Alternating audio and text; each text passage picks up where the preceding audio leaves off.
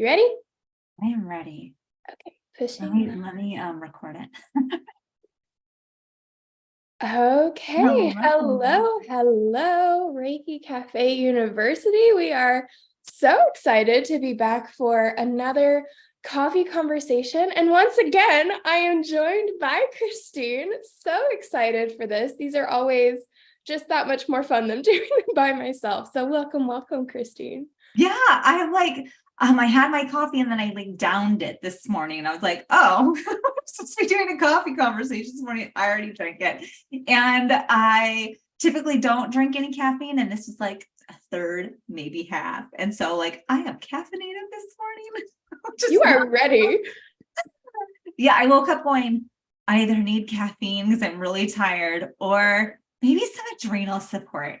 Maybe I need to take a little. I found this coffee that has lion's mane and chaga and stuff. So it's like caffeine and adrenal support all in one.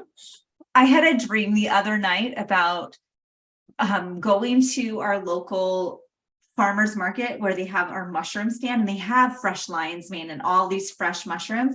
And I had gone to the farmers market the night before and I was like, I need this, but I'm not buying it right now. And then I had a nightmare about being at the farmers market going, you have to buy this. It was like this pressure of what are you thinking? Of course you need this. My dream was so it was all about you need the mushrooms. You bought the mushrooms yet, Christine? No, and then I missed the farmer's market last night because I was too tired. Oh no, next week. Next week. We got this. And it's local. So it's all good. There you go. Yeah. Perfect. So I'd love to know what you guys are, all of our viewers out there. What are you drinking? What dreams are you having? Because that kind of feeds into our topic for today. Izzy, do you want to let us know what we're talking about? Yes. So today we are going to be doing an introduction to your spiritual gifts. And this is really all things clairvoyance, clairtangience, clairsentience, any of those. And really looking at what are they? Why are they important? How do you know what your spiritual gift is? How does it tie into Reiki?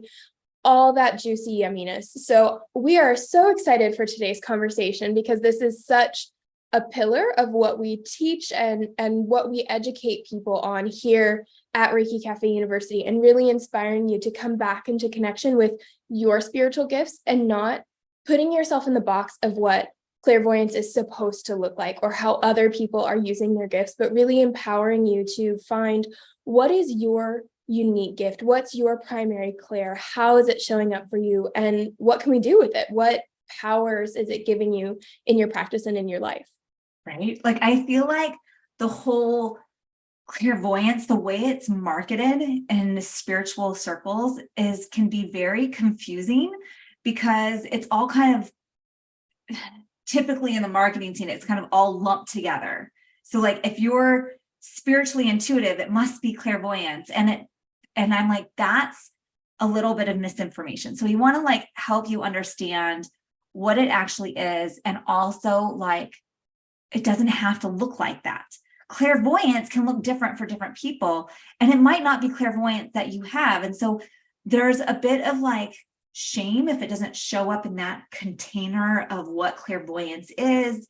And I just kind of want to help everyone go, it's okay. However your spiritual gifts show up for you, that's the way they were meant to. And let's feel into and honor however it shows up for us. Yes, that's one of the top questions that we get at the start of especially our shamanic Reiki practitioner program is when we start a shamanic journey, a lot of it is presented as traditionally this very visual experience, which we'll talk about in a minute. The ability to see things spiritually is clairvoyance. And if we have students, because everybody journeys differently, and again, everybody has different spiritual gifts, it looks different for everybody. And so one of the top questions we get is, well, I felt something, or I heard something, or I smelled something, but I didn't really journey, or I wasn't really doing it because I didn't see anything. And it's, again, just wanting to bring this awareness to the fact that clairvoyance isn't just one thing. It has an array of possibilities. And when we really look at again, you know me, I love a good definition. When we really look at what clairvoyance is specifically, it is clear seeing, spiritual sight, but there are so many other spiritual gifts that tend to get swept under the rug and not talked about as much, either because they just haven't been talked about, and so we perpetuated that cycle, or because they're not as widely known or accepted or whatever it might be. But it's really about that process of, let's get really clear that clairvoyance isn't the only possible spiritual gift. And why is that important? Because so many people have so many other spiritual gifts. And until we know what ours is and how we interact with the spiritual world, we're never going to be able to feel confident in our practice, because we're always going to be second guessing ourselves, right? Like, I think a lot of Reiki practitioners resonate with that experience of having a client on the table or across the screen, and they're feeling things, or they're hearing things, or they have this knowing, but they're not seeing anything. And so they're second guessing themselves. And they're like, am I just making it up? Is it just in my head? But I didn't see anything, so it doesn't really count. Or especially, I didn't feel anything, so Reiki isn't working. These kinds of things where we're receiving spiritual information, we have that spiritual input coming in, but we're second guessing ourselves because it doesn't show up the way we think it's supposed to show up. Yeah. It's like, how can we stop shitting on ourselves? You've probably heard me say this, but we've got to catch ourselves and like shitting on ourselves. Like, if we're saying, I should see it this way, it should look like this, going, pause, time out. How does it normally show up best for me? And accepting that. And so I often ask students to kind of go back to their childhood and going, what was it like for you? Did you have an imaginary friend that you saw and played with? Did you talk to statues and ghosts or voices in your head? Did you hear things, or did you feel things, or did you just know that when someone was grieving or hurting and like you just gravitated towards them? Like, those are all signs of our innate spiritual gifts. And we all have innate spiritual gifts. And to hone in on our primary spiritual gift and recognize that one first can be very powerful first step. And so by listening to this today, I'm hoping that you guys can bring into your awareness of, what is my primary spiritual gift? Like, so for example, when I was young, I didn't have imaginary friends, but I did talk to all the statues in my church. And have two-way conversations, which would then lead to, I was hearing, therefore it was clairaudience. I had the clear hearing. And so for me, I now knowing that, when I moved into my Reiki practice and becoming a shamanic practitioner, I always leaned in to go, what am I hearing? What can I perceive through my ears?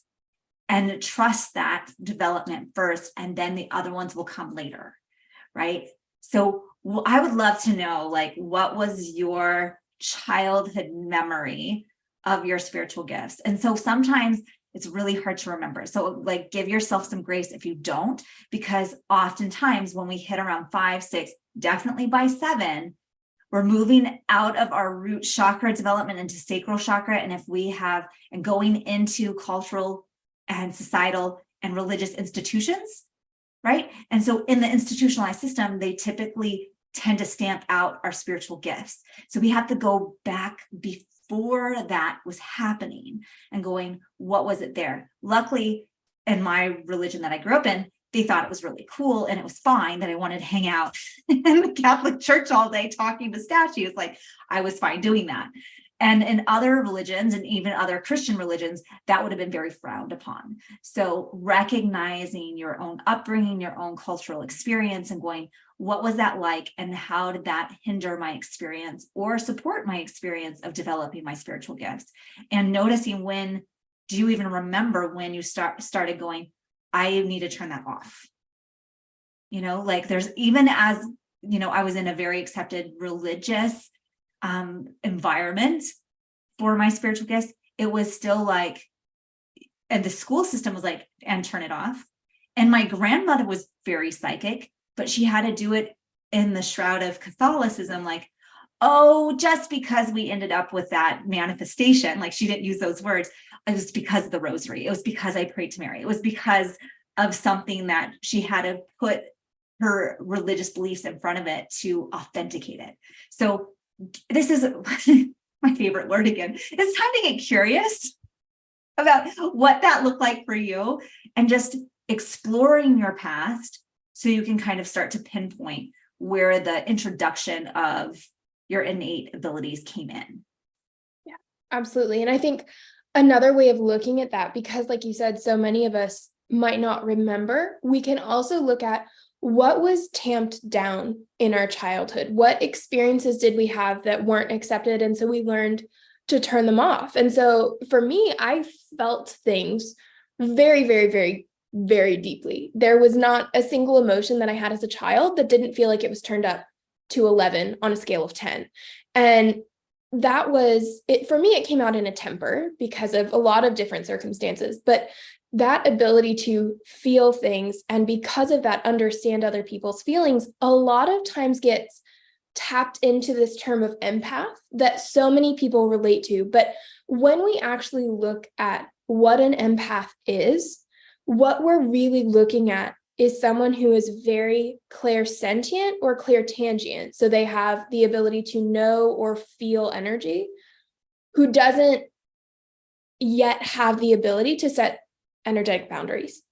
And so we're picking up on other people's emotions and other people's feelings and taking them on as our own. And it can feel really overwhelming. And that sense of overwhelm can happen with any of the spiritual gifts. And so I think starting with thinking about, again, where in your childhood, what were you experiencing and what got tuned out as you grew up? Was it talking to the statues in your church? Was it feeling other people's emotions? Was it having a really active imagination and escaping to this other world that you created for yourself in your head? What was it? And why did it start to diminish? Who taught you that it was wrong to have those experiences? And so for me, I grew up, my mother, when I was first born and in my early childhood, she actually practiced Buddhism, but somewhere around when I was 4 years old, she converted to Christianity. And in that, from 4 years on, I was raised in very much a Christian household with a lot of the dogma and the thoughts around spiritual practices that come with that, particularly practices that fall outside of the church. So, i.e., things like having visions, doing Reiki, seeing entities, that kind of thing, a lot of experiences that I had. And so for me, a lot of my spiritual gifts were hidden because I was taught that they were bad, not consciously, right? It wasn't done out of malice. And I don't think it usually is, right? There are experiences where it's purposefully tamped down, but I think most of the time people are doing the best they can with what they have. And the beliefs that I grew up in, the system that I grew up in, really tamped those down. And so it's like, okay, now we have this awareness that whatever it was for you, that you could see things, you could feel things, you could hear things. And now as an adult, we're kind of left with all of these sensations that we don't really know what to do with. And so I think you all know that at Reiki Cafe, we are so inspired by stepping out of the box and not putting labels on things, allowing it to be exactly what it is and seeing how wide and full that experience can be. But when we're talking about spiritual gifts, it can be, especially at the beginning of your journey, it can be really helpful to define what is it that you're experiencing, because it gives you a lens through which to understand what you're doing, what you're feeling, what you're seeing, rather than being afraid of it. So I would love to kind of start this conversation with just laying out the clairs, and I'll start, and Christine, you can fill in the gaps. So first we have clairvoyance, right, which is clear seeing. It's the ability to see colors, see energy, see someone's aura, see the meridians, that kind of thing. And I think it's very important that we understand that there's a difference between seeing with a lowercase s and seeing with a capital S. And what I mean by that is seeing with a lowercase s is like human sight. You're watching me on this screen right now. You can see Christine's face. You can see your computer. You can see the house around you, etc. That's a physical human sense that is happening because of inputs to your nerves that go up to your brain and tell your brain to register those impulses as this image. When we're talking about clairvoyance, when we're talking about any of the clair senses, we're talking about a spiritual sense. So yes, it is going to interact with your neurons because that's how we interact with the world. But the input doesn't come from the physical world around us. So in clairvoyance, instead of having light hit your wall and it bounce back and hit your eyes, and that's how your brain goes, oh, there's a wall there. In a spiritual sense, it's registering in your energy that's then transmuted into your nervous system so that your brain can have a chance at understanding what it is you're experiencing.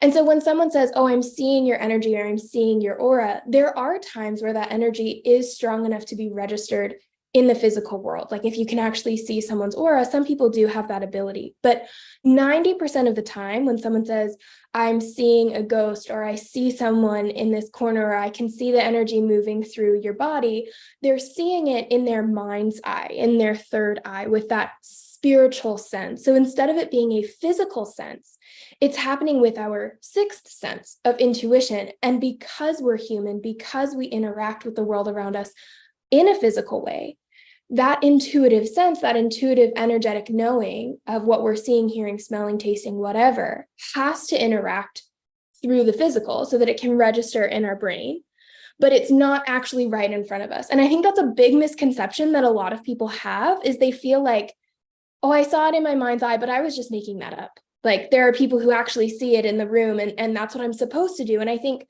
again, it's about coming to understand that sometimes that does happen, but not all the time. Most of the time, we're talking about that seeing with a capital S, where it is in your mind's eye, it is in your intuition, because it's not happening in the physical world, it's happening in the spiritual world. And that has to happen on a different level than your physical eyes. Yeah, absolutely. And I think this is why in the shamanic Reiki practitioner training, we do support this clairvoyance, clairseeing with an exercise called the necklace of light, crown of light, where we're literally tapping into our area of the brain that is our visual cortex, and connecting it with our third eye and connecting it with our heart to allow these other chakras to connect directly to our visual cortex so that we can perceive things. And so maybe that's an easier way to conceptualize it, is I'm perceiving this now, right? So it's moving through your third eye in the level of perception of I'm perceiving this. So noticing how that resonates for you, noticing, has this been in a part of your experience? And I love that. Like when I first started developing my clairvoyance, it was little white sparks in the room. And then it just was like a validation of, oh, angels are with me, or, oh, spirits are with me, or whatever it may be. And then from there, it started to expand, right? And so know too, that it could just be the little sparks where there's just this little pop in of a visual when you're doing a Reiki session or whatever it may be. And that's fine. I just saw one like behind my camera. I'm like, oh, hello, you're there. Thank you. Right. So, and when we give our attention to that, going, oh, I see you. Thank you for that. I see you. Thank you. It's this gratitude of the spiritual gift that tells your brain and tells spirit, I want more of this experience. Right. So instead of ignoring them, giving the gratitude over to the experience can help enhance the experience and the development of, right? So just putting that out there too, that it's okay wherever you start, give gratitude of, and letting it expand. Yeah, absolutely. And so we have this clairvoyance, we have this ability to see colors, see energy, have visuals pop into our head. As a child, this might have looked like having a really active imagination, right? And then we move on into those clear gifts that we don't hear a lot about, but I think are really important to discuss. So the first one that comes to mind, Christine mentioned it earlier, is clairaudience. And it's the ability to hear the energetic world. And so you've probably heard me talk about channeling. And in channeling, what we're doing is we are hearing an energetic collective that's coming through our spiritual system, so it can be transmuted into words through us and passed on to the physical. But it's this act of hearing words, hearing voices, again, not in your physical reality, not like they're standing next to you and whispering in your ear, but it's in that internal knowing system, that internal experience in your head of receiving words, receiving messages. And that can be anything from like Christine was saying, having a full-on conversation with the statues in her church, to just having you should ask them about X happen in a session. That experience of hearing or receiving might be a better way of explaining it. Receiving words, receiving messages or sounds, or if you have a song pop into your head during a Reiki session, that's a big one. And with that, it's important to, again, express gratitude. Notice when it happens. A lot of people who are clairaudient will get a lot of ringing in their ears until they learn to recognize what it means. And so if you have tinnitus, whether that's frequently or just occasionally your ear starts ringing, pay attention to that. It could be a sign that you have clairaudience that hasn't been fully developed yet. And so what we do with that is we look at, again, where are you starting from? What experiences do you have? Do you get a song stuck in your head during a Reiki session? Do you have your ears ringing at random moments? And starting to, again, offer that gratitude and pay attention to those messages. So what are the lyrics in the song and how is that relating to the situation that you're in or the client you're working with?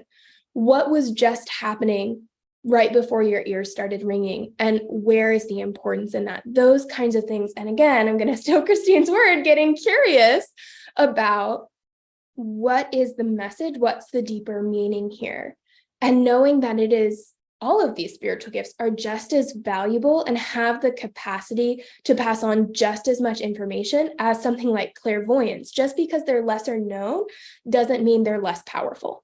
Right. And so I would say, recognize sometimes it just pops in as one word, like one word, and it could be, and you as the practitioner, if you're in a client session, it might not mean anything to you. Right. And I think this is the interesting bit is like, you get a word pop in, or you have a phrase pop in, or have your music pop in, and you're like, I have no idea what this means at all. But then when you share it with the client, they're like, oh, that's my favorite song, or whatever it is.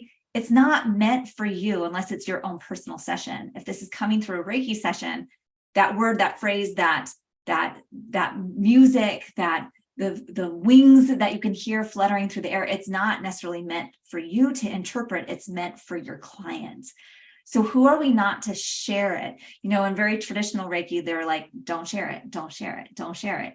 And I'm also at the same time going, how powerful would it be to share it and let the client have that experience of, oh, my grandmother was with me because that was her song, right? So I feel like it's really powerful. And knowing that you're becoming vulnerable, you're taking the risk of sharing that message, that word, that whatever it is, and then going, if it doesn't make sense, let it go. It's not a big deal. Just kind of tuck it away. And if it makes sense later on, fantastic. And if it doesn't, that's okay too. So it's not getting attached to what the outcome is. That's not our job to be attached to it. And so it typically, if it's popping through, it's because it needs to come through. Right? Yeah, absolutely. And so then with that, we can keep going into two of the more rare spiritual gifts that, again, I think get passed over because on the outside, it can seem like, how is this helpful? What information is this giving me? And those are clairgustiance and clairolfaction, which is also sometimes called clairscent. And so clairgustiance is the ability to taste things that aren't actually in your mouth. So having that sense of taste ignited by some kind of energetic experience. And then clairolfaction is the ability to smell things that aren't there. So I actually have a very dear friend who has both of these combined. And that's often, you'll see that a lot with clairgustiance and clairolfaction, because again, in our human nervous systems, those nerve senses are very much linked up, right? That's why our nose and our mouth work together when we drink coffee or have food, because those senses are so tied. And so it can happen spiritually as well, where you have both. But I had a friend who was amazing at this. He would be doing a session and he'd be like, I'm smelling cigarettes and tasting vinegar. And we'd have to look it up and there'd be so much meaning in that. And so I think if this is you, if you have the ability to suddenly smell licorice in the room and you're not sure why, because you don't have licorice, or, if you're working on a client and you can smell chocolate chip cookies, or you're tasting grape juice or whatever it is, if you're having those senses ignited during an energetic experience, there's something there. And so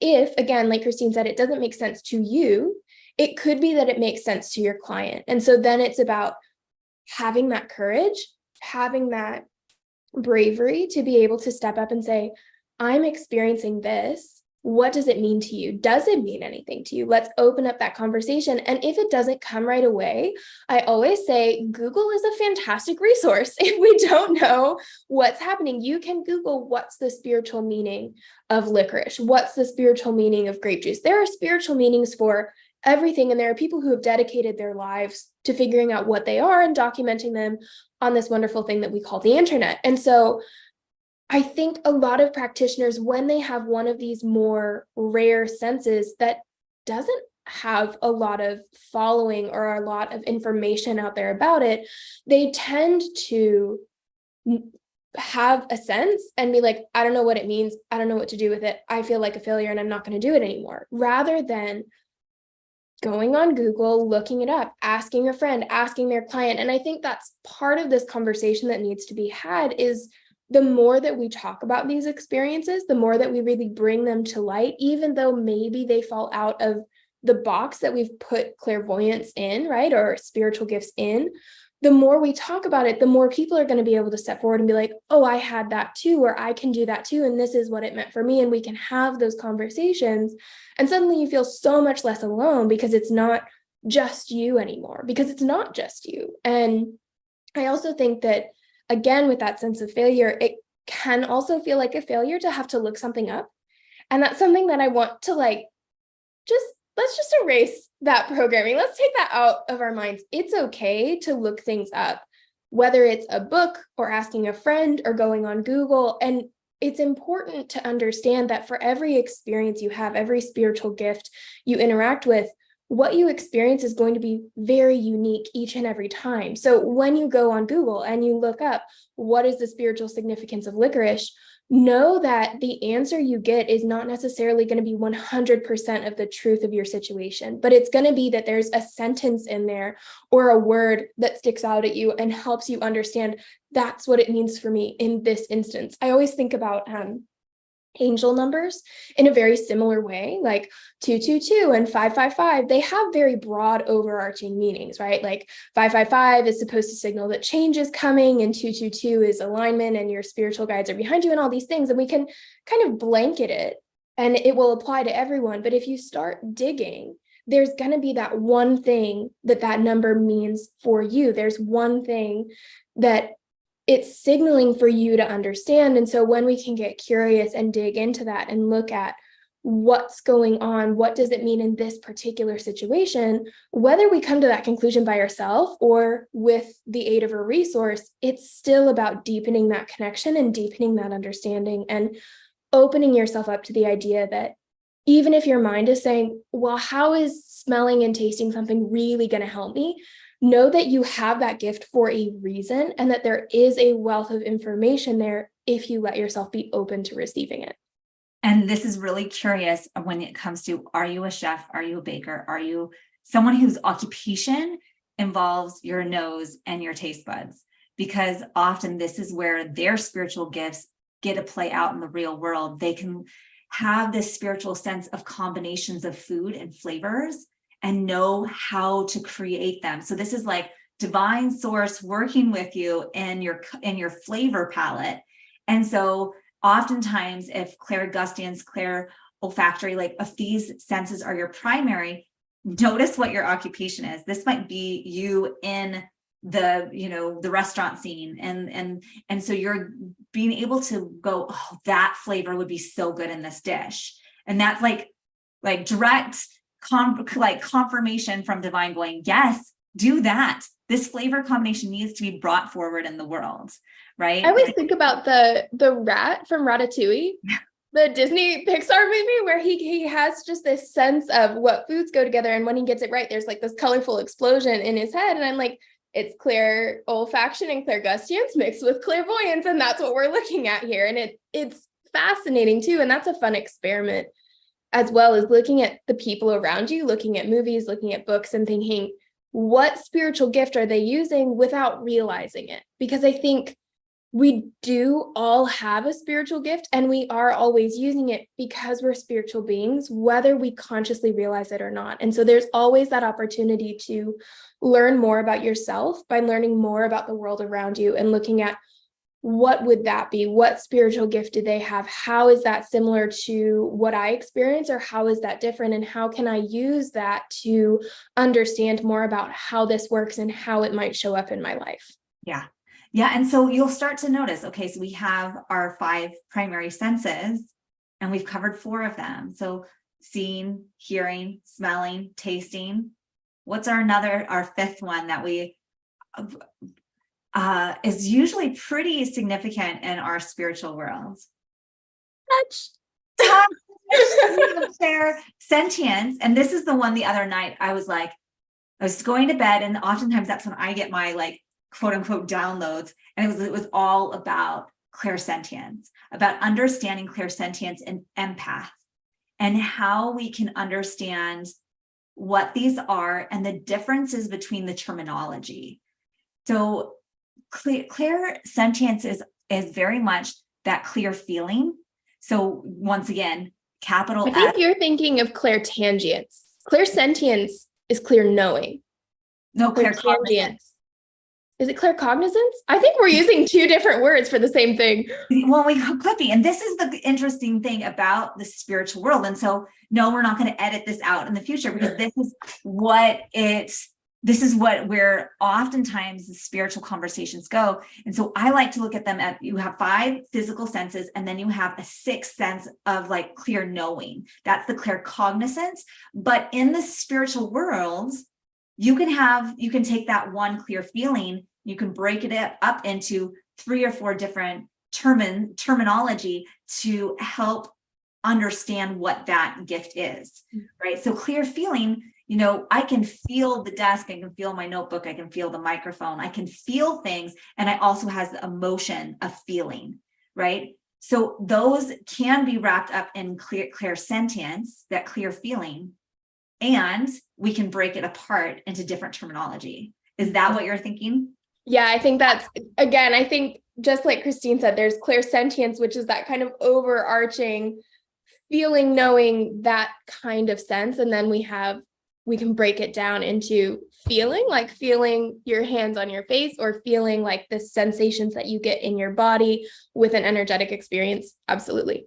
Right. So I want to talk about, and I'll let Izzy kind of cover the other one, because there's multiple, right? So we have the clear emotional empathy, right? So that empathy that we experience, like I can feel into other people's emotions. When I walk into a room, I can sense the energetic vibe of the room, or of a single person, or of like the stairwell, or whatever it may be, or a piece of furniture, right? That clear feeling of, I sense the vibration. Is this a high vibe space, or is this a low vibe space? And that's a really great way to look at it. So that clear feeling, and oftentimes when we're empaths, we're energetically connecting with an individual and feeling into their emotional energy, and oftentimes get confused. Is this my emotions, or is this the client's emotions? Is this my friend's emotions? This is my mom's emotions. And oftentimes empaths, when they haven't developed it in a way that really is clairsentience, a spiritual gift, it's actually a burden, right? They view it as a burden because they can walk in and go, mom's upset, now I'm upset, right? And so we need to kind of almost have a separation of going, here's my empathy. I have the capability to feel into spaces and emotions and energies. And is this a spiritual gift? I want to be like, yes, it's a spiritual gift, but you need to know how to use it and control it. That's when it's clairsentience. That's when it's, I can feel into your energy, but I know it's yours and it is not mine. Your energy is your energy and my energy is my energy.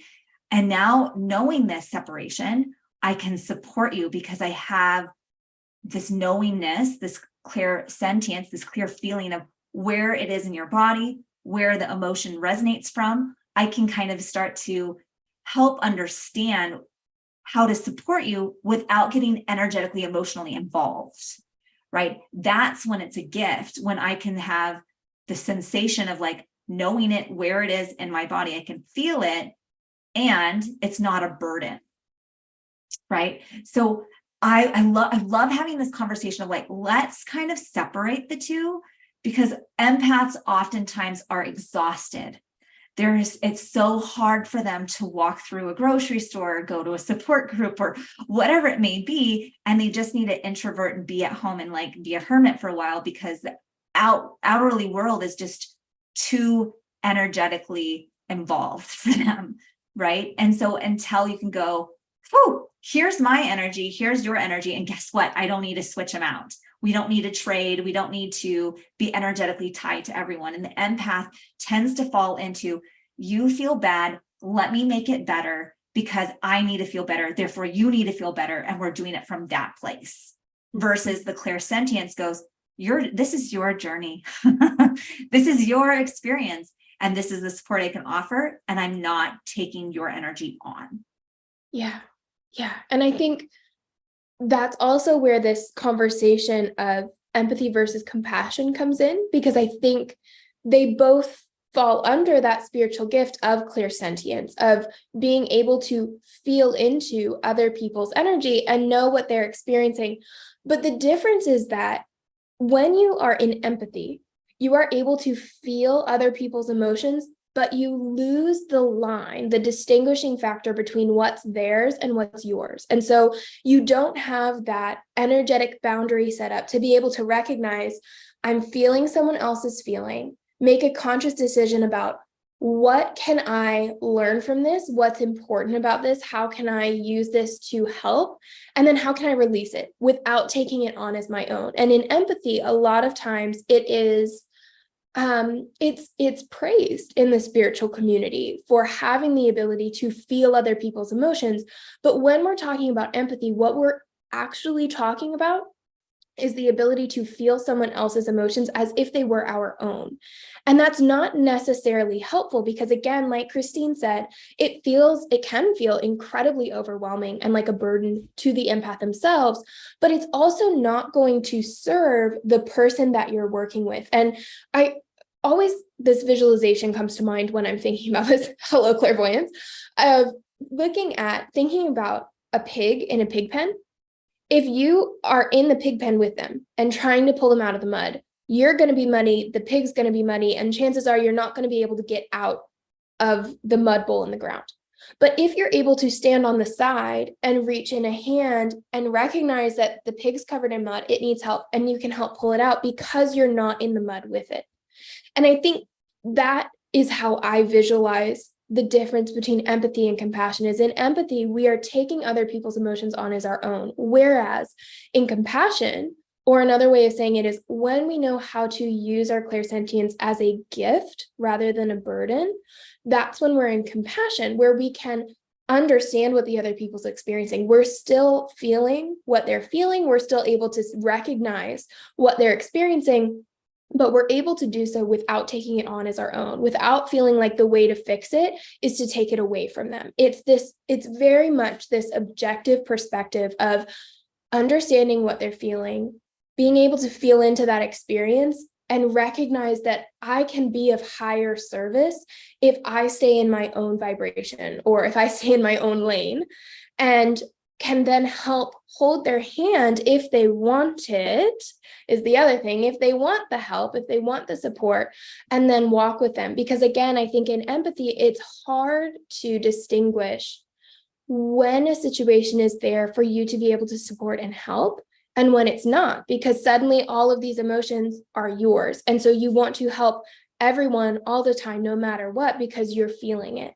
But when you're in compassion, or when you're using your clairsentience as a gift, you're able to distinguish, has this situation come to me for support, or has it come to me for something else? Is it something that I can just recognize and let go of, or am I meant to step forward and offer support with that understanding, like Christine said, of their journey is their journey and my journey is mine? And I think that's why having these conversations about empathy versus compassion, or another way of saying it is clairsentience as a burden versus a gift, and knowing how to use it, is so important, because I see it getting praised again and again in the spiritual community of, oh, I'm such an empath and I can feel other people and all of these things. And yes, it is. It's an amazing gift and I'm not taking that away, but it only serves its purpose as a gift when we know how to use it. If we are just open and we're saying, well, that's just how I am, I'm going to take on everybody's emotions and that's how I'll heal the world. It's like the thought process is there, right? The gift is there. But somewhere along the line, we became a martyr instead of a helper. And that's where things get fuzzy. Yeah. It's like, is ego leading this wanting to support because the ego needs you to be safe? So, and then the other side of clairsentience is like being able to feel into the physical sensations. You know, I can feel the emotions of others, but can I also feel the physical sensations of others as well? And in sessions like that, answer is absolutely yes. You can develop that. And so I can oftentimes, I'll be working on a client and I'll go, I'll get to their adrenals. I'm like, ooh, do you have adrenal fatigue? Or I'll get to their bladder. I go, ooh, do you have a bladder infection? Or like, I just know because I can feel it in my body. So my physical body will have a twinge, a sensation, a heaviness. And it's just the clairsentience communicating with my physical body where my hands need to go. Right. And so if I'm working on someone and I'm feeling the heaviness in my left knee, it's like, that's how the Reiki is communicating with me to go to the left knee. And as once I get there, I go, okay, well, I don't need it in my physical body anymore. It's not mine. Right. And so this is why it's really important at the beginning of your sessions to set up your intention for the session and to say all releases go to the earth, or, you know, like direct where it needs to go, because it doesn't need to harbor and stay in my body. I don't want to feel it and then siphon it from their body into my body because I'm an empath and I want them so much to feel better. Like, we don't want to do that. If we can transfer the energy, then we can ground the energy to the earth. And so that's really important to understand that as soon as the session is over, you no longer are energetically attached to your client. You no longer should be feeling any of their sensations.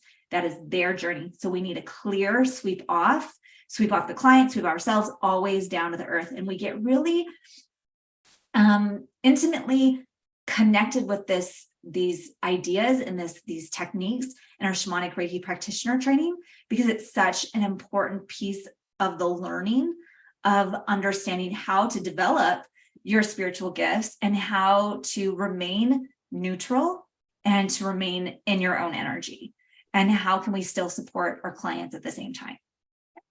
Yeah. And so I think wrapping all of this up, it's really looking at, and often I see this a lot with clients, is what physical sense is the strongest in you can often be correlated with what spiritual sense is the strongest in you. And what I mean by that is when we're talking about all of these spiritual gifts, there's a high likelihood that you probably saw yourself in 3 or 4 of them. You probably recognize the ability to, maybe you are clairvoyant and clairgustient and clairsentient and maybe a little bit of clairolfaction in there. Like, you could probably see yourself in a lot of these spiritual gifts.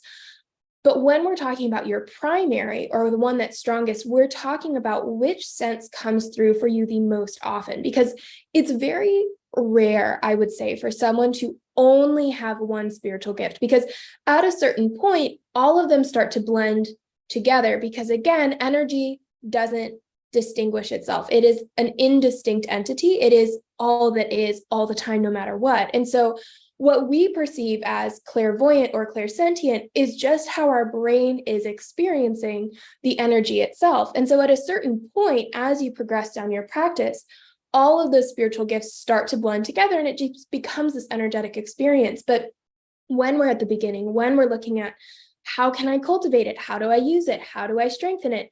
It is important to look and understand what's your primary, meaning what is the one that resonates for you the most.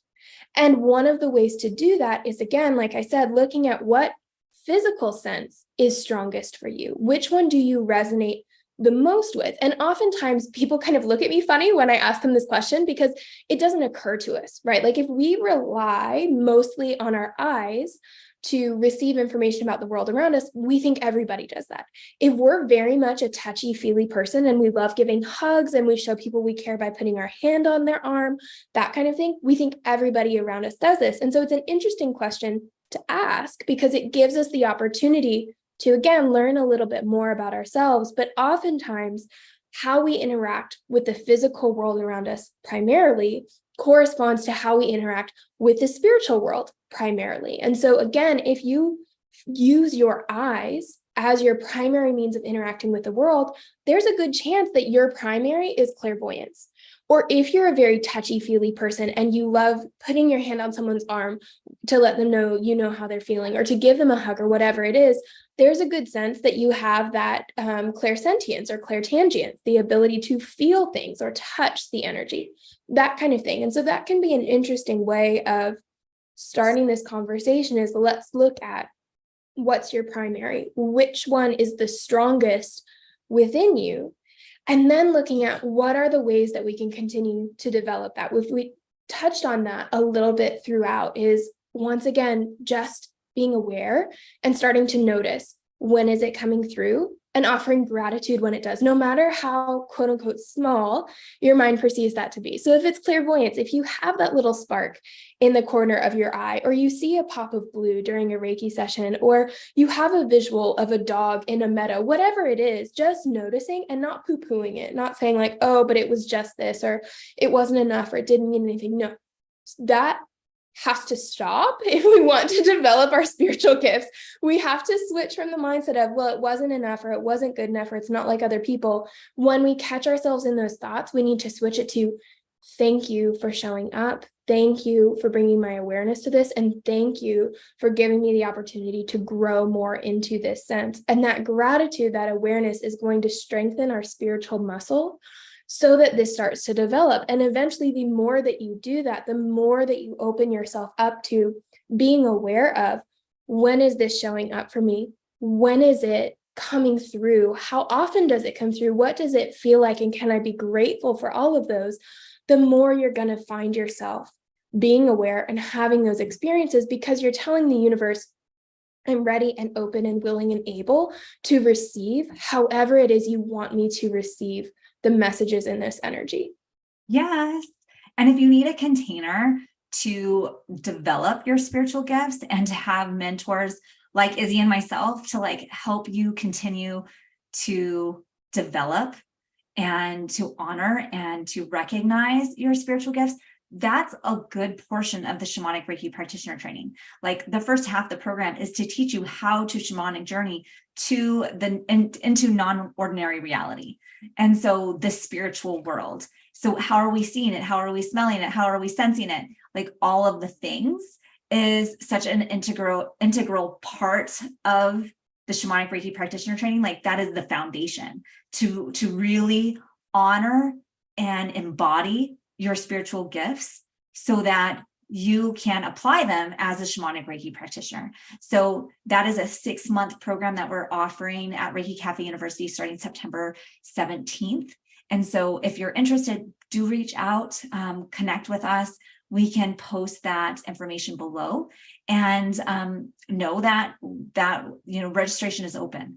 So reach out, chat with us, and because we'd love to support you in really taking those next steps. And you absolutely get there. We have had a lot of students who are like, I don't see anything, I don't hear anything, I don't think I have spiritual gifts, and they take the program anyway. And within a matter of weeks, they're like, oh my God, I was dancing around a fire, like with my spirit team. I'm like, yep. Mm-hmm. So it's definitely in the realm of possibility. So if you are like, it doesn't exist for me, I can't do it, I can tell you time and time again, we've had those students, and every single one of them has been able to make it through the program, through to full-on connection and direct revelation. They just need a guide to help get them there.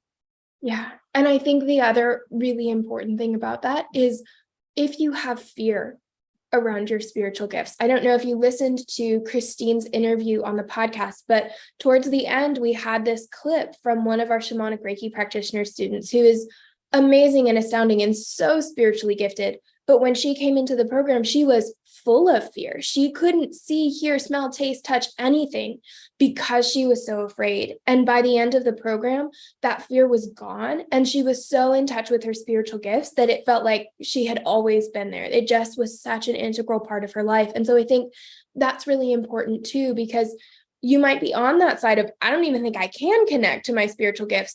And we can help with that. But if you know that you have spiritual gifts and you're stuck in fear of them, imagine what it would be like to live your life free from that fear. And not only free from that fear, but allowing those senses, those experiences that you know you have to be free themselves and to fully expand and evolve and feel that full potential of what you could be doing beyond fear, in freedom, in empowerment. And that's, again, what the shamanic Reiki practitioner training is really designed to help you do, is step out of fear and into freedom while giving you the tools and techniques and training and support and community and all of the things to help you cultivate these gifts so that not only are you experiencing them, but you're working with them actively and you're there in the experience, knowing how to use them, knowing when they're going to show up, knowing what it means when they do, and knowing how to communicate that with your clients, with yourself, with the people around you. And it's just such a transformational and powerful experience. Yeah, it's fully like empowerment, transmutive, transformational. Like, I love it. I love it. And I think one of the reasons why I developed program is because I wish I had something like this program when I was starting to step into my own spiritual power and gifts. And I didn't. And luckily, I at least had a shamanic counselor who could give me the starting point. And I just fully went into, okay, I can develop this. And I did so much of it on my own. And I would have loved to have had a mentor and a group of community of all people going through the same thing with me. And I think that's one of our highlights of the program, is that you get to be in a group of everyone doing the exact same thing, working on the exact same stuff, doing the self-healing work, releasing so much of the past trauma and childhood wounds, and develop your connection with your power animals, with your spirit guides, with your Reiki guides, with your angels, like whoever is on your spirit team, and just be able to get to the end of the program going, all right, any question that I might have about my life, I know how to direct revelation to get the answers for myself. Yeah. And in that experience of having that group and having that community, you also get the permission to do it however it shows up for you. You get to see how spirit comes through so many people in so many different ways. And it really does give you that permission to step outside the box, to stop shitting on yourself and trying to fit your spiritual gift into the box of what you think it should look like, because you realize that there is no should. There aren't any rules about how it's supposed to show up. And when you can give yourself that freedom and you can see that experience playing out in the people around you, and you can see how they're using their spiritual gifts and how it's coming through them and all of these things, that's really when magical things happen, because you're letting yourself dissolve your limits. You're letting yourself step beyond what you thought was possible and actually see that you have so much more power and strength and wisdom and spirituality and energy within you than you thought you did. And having people around you to reflect that back to you and who you can reflect back to them is incredible. Absolutely. So if you've enjoyed this conversation, please be sure to subscribe, like, follow, leave a review, like all of the things. Like, it's so appreciated, so that we can connect with more spiritual healers and Reiki practitioners who are also looking for this information on the clairs and starting your journey off. And I'm just so excited for everyone who listened, and know that this replay will be available. So if you need to go back, if you just joined us, you can do that. And I'm so grateful for Reiki Cafe. I really am. Whether it's on the YouTube or if this is the Reiki Cafe community on our Facebook group, like, I would not be here today had I given up, one, and I would not be here today had it not been for the students and the community that we have cultivated over many years. I think we're going into our 6th year on our Facebook group. So thank you so much. And thank you, Izzy, for being such an amazing director for Reiki Cafe University. I really so appreciate everything you do for us. Thank you. I'm so incredibly grateful to be here and share the space with you and shine the light that we really cultivated Reiki Cafe University to be. So thank you so much to everyone for listening, for following along. If you have questions, if you want to connect with us, let's hop on a call, let's email, let's message on Facebook Messenger, join the community Facebook group, all of those things. And we'll connect and we'll support you. And we really are here to see how we can facilitate you shining your light, stepping into that freedom and coming into your own power and your own truth. And so once again, thank you so much for being with us, and we'll see you next time.